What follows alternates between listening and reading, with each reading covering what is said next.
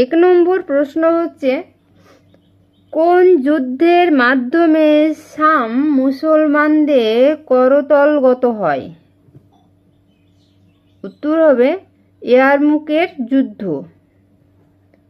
2 নম্বর প্রশ্ন হচ্ছে, গাসসানীদের সর্বশেষ শাসক কে ছিলেন? উত্তর হবে জাবলা বিন আইহাম গাসসানীদের সর্বশেষ শাসক ছিলেন। 3 নম্বর প্রশ্ন হচ্ছে, জাবলা বিন আইহাম ইসলাম গ্রহণের পর পরিত্যাগের কারণ কি ছিল? উত্তর হবে অহংবোধ। 4 নম্বর প্রশ্ন হচ্ছে, মক্কায় জনবসতির সূচনা হয় কখন থেকে?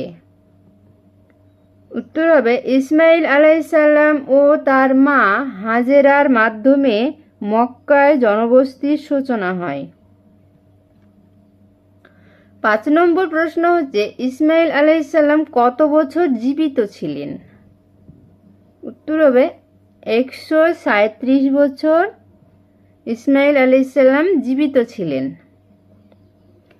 6 নম্বর প্রশ্ন হচ্ছে, ইসমাইল আলাইহিসসালাম মৃত্যুর পর মক্কায় অভিভাবকের দায়িত্ব কে কে পালন করেন?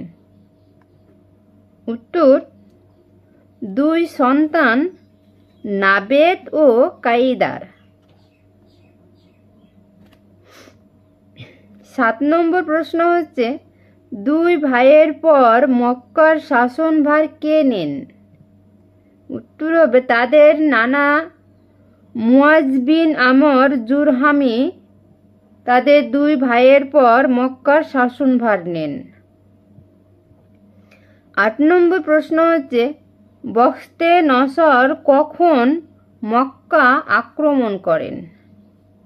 উত্তর হবে খ্রিস্টপূর্ব 587 সালে।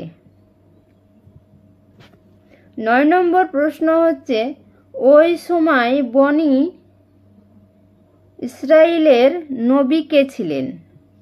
উত্তর হবে ইয়াহইয়া আলাইহিসসালাম। 10 নম্বর প্রশ্ন হচ্ছে, জুরহুম গোত্রের পতনের সময় তাদের শাসক কে ছিলেন? উত্তর হবে আমর বিন হারেস বিন মুয়াজ জুরহুমি।